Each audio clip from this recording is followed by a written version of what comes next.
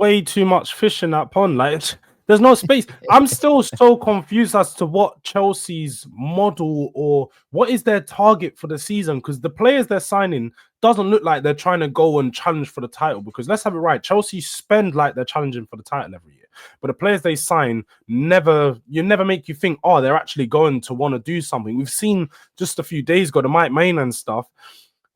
5 or 10 million they're hassling over. They're gonna go and they've thrown about 50 million at goalkeepers in the past 2 years, and none of them are anywhere near the level of Double M.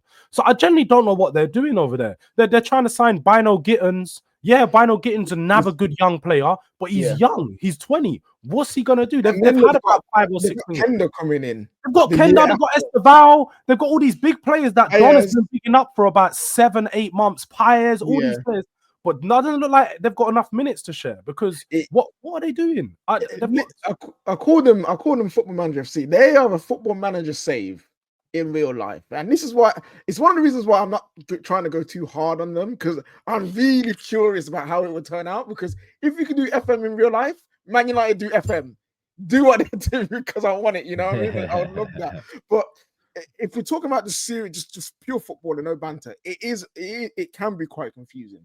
Yes, the idea of bringing in a young core of players, talented players from across the world together, let them grow together and potentially win the league, the Champions League, dominate England, is a very, very enticing thing to like want to happen, right? It's a great idea, but the execution is very hard, because now you look at when they were dropping off, right? Look when they're dropping off in the league during that December period. Who were the leaders in that team? Who were the players that have seen it all, who have been through hard times and is able to drag them out? They really didn't have any. And so it's going to take time. But at some point, you have to add the elements to your team that you lack, which is experience, which is leadership, which is winning mentality. Yes, they won the Conference League, and I'm happy for them. But I'm pretty sure nearly any team in the Premier League this year could have won that Conference League. Let's be honest. Like the competition wasn't the strongest that it's ever been, right? So they did that, but they need players with experience in the Champions League.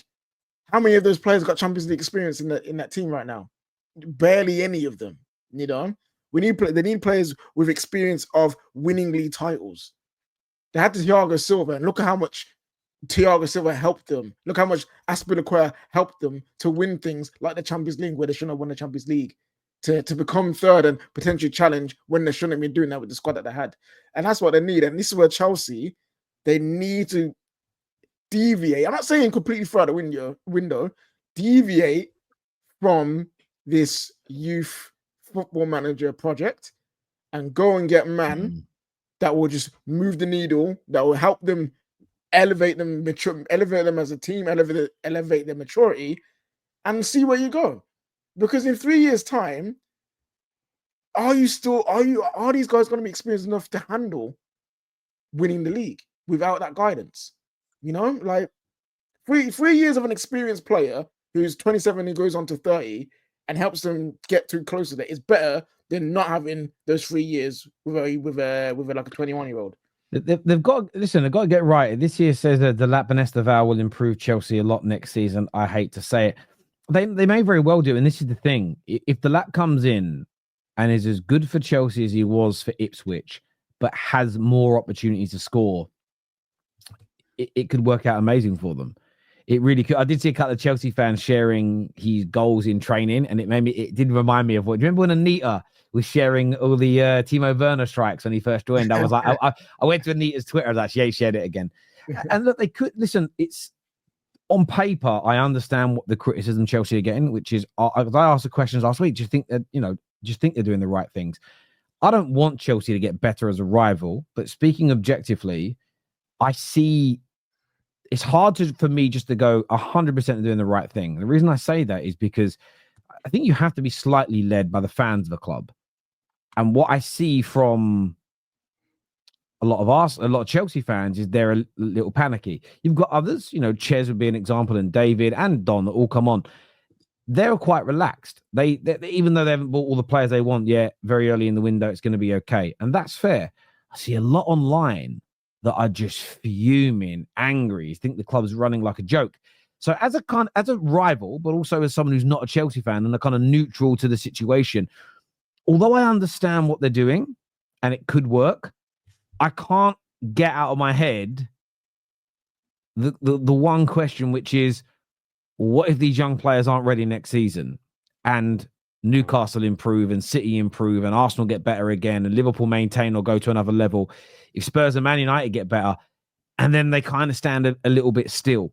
Now, granted, you could buy 2 or 3 experienced players and they flop, because that can happen. They did it when they bought Koulibaly and Sterling. It didn't actually, Aubameyang, it didn't work for them.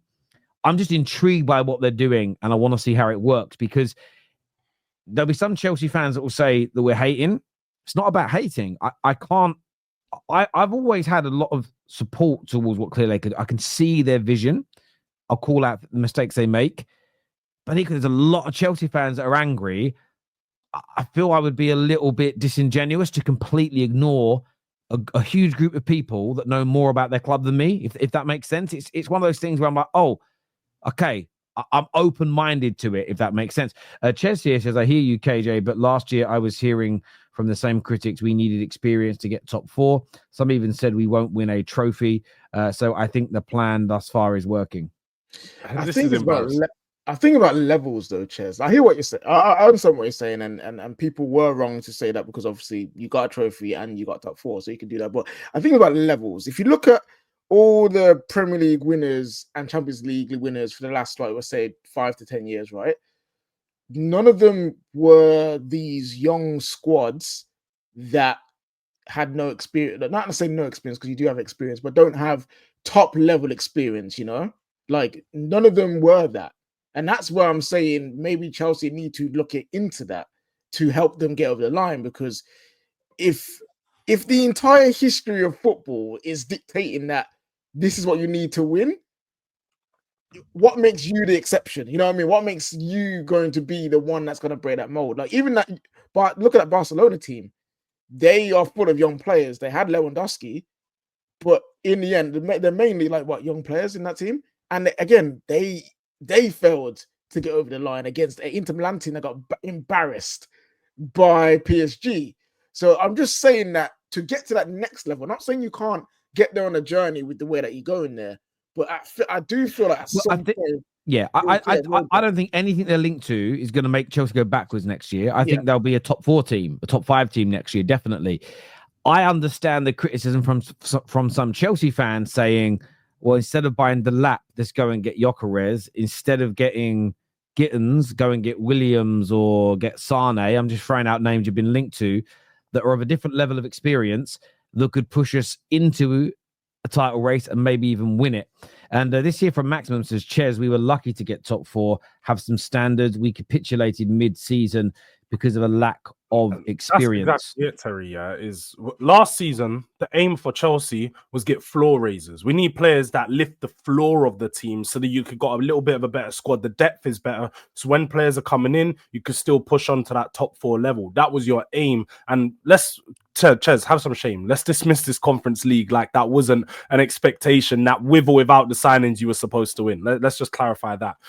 But when you talk about this season, you're in top 4, you're in Champions League. So what's the aim then? It's not just to maintain top 4, because you need to go on and push that next level. Now, you may not be good enough for a title race next year because Man City, Liverpool and Arsenal might just be too good. But you need to push on and make signings to want to do that. So you now need ceiling raisers. You've done the floor raisers last year. You need ceiling raisers, people that lift how good this team actually can be on its best day. That's what happens when you sign experienced players. All these young players you're signing, there's no guaranteed or known quantity as to what they can do in the Premier League and at what level. Esteval, Puenda, all of these players, how good are they in the Premier League? None of us know. None of us will know until we actually see them play. And then when they do play, it's going to be the excuse, oh, they're young, they need to learn, they need time.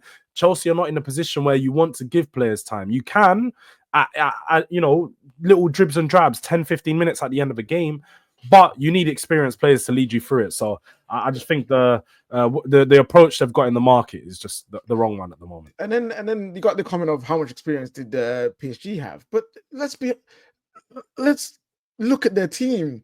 They had Marquinhos, who's been there for years and has been in the Champions League final. He's won things with Brazil. They had Donnarumma. He's won the Euros. You know what I'm saying? He's already won like big things. And Dembele's not young as well. People are like Dembele's young. Dembele's not a young player. They had Hakimi. Hakimi's been around, bro. Okay, yeah, Hernandez won a Champions League. Let's go through this, right? Let's go through this and look at the age, right? They've got kids. Marquinhos 31, Hernandez 29. You've got Fabian Ruiz is the 29-year-old midfielder. Dembele's 28. Okay, he's not a baby, right? Donnarumma 26. Okay, Hakimi 26. Vitinha's not a baby. He's 25 years old. Kvaratskhelia, 24 years old. Ramos, the backup striker, 23. William Pancho, okay, came in from Frankfurt. Clearly was part of the Europa League when he must have been. 23. Nuno Mendes, 22. Again, now you're getting towards the kid, but Nuno Mendes was still fairly experienced when he came in. Barcola, 22. João Neves is 20 and Doué is 20. And then you get into this is the youngsters, right? So these are the players that are 21 years old and younger in that squad, okay, that we've all heard of and or played regularly. Doué, Neves, Zaire Emery, and Mayulu, right? The rest of them barely played. There's 3 to 4 that are actual kids. And only one of them was a regular starter. Doué forced his way. 2 of them, you could put Doué into that space. The rest of them are 22 to 24, and then the biggest block are 25 to 31. That is not kids. Come on, let's be honest about That's how you build a winning team. Do you know why people think they're kids, though? Do you know why people think they're kids? Because it's only now that Vitinha's come into his own at 25. And Vitinha is a great example when people go, nah, if a player ain't fully formed at 18, I don't want him. Football don't work like that. I mean, it's taken Dembele till he was 28 to fulfill his potential.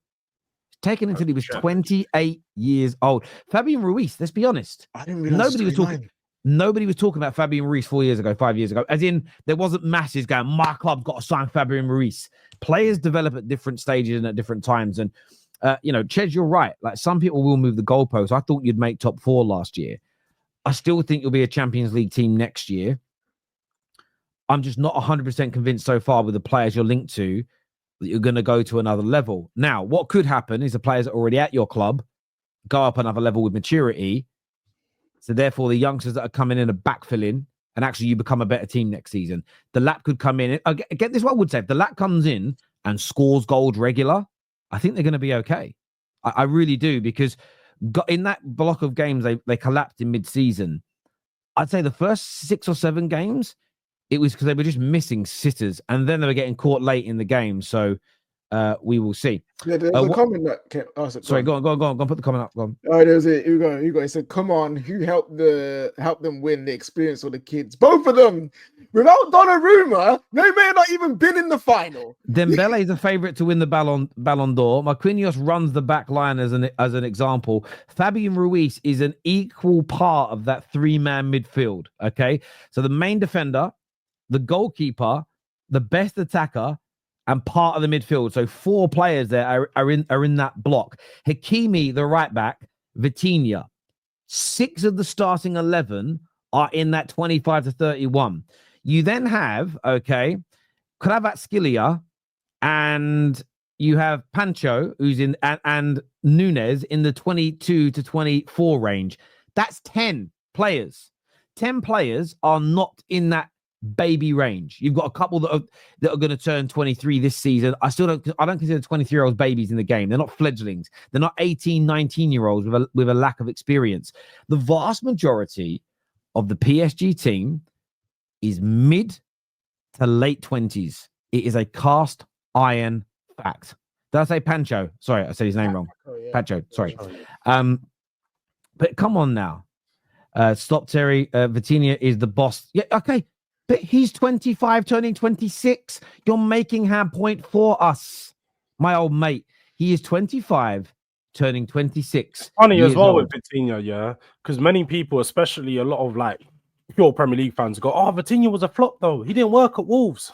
Well, look at him now. As you said, not all players they play good. They take certain years, and some players they Development reach their level at certain times. He came to the Premier League, didn't work. Went to PSG. Now, Whoa, what this guy, man. Have you seen this? Less than 24 years old, his kids. Oh, what are we doing here, man? What are we doing?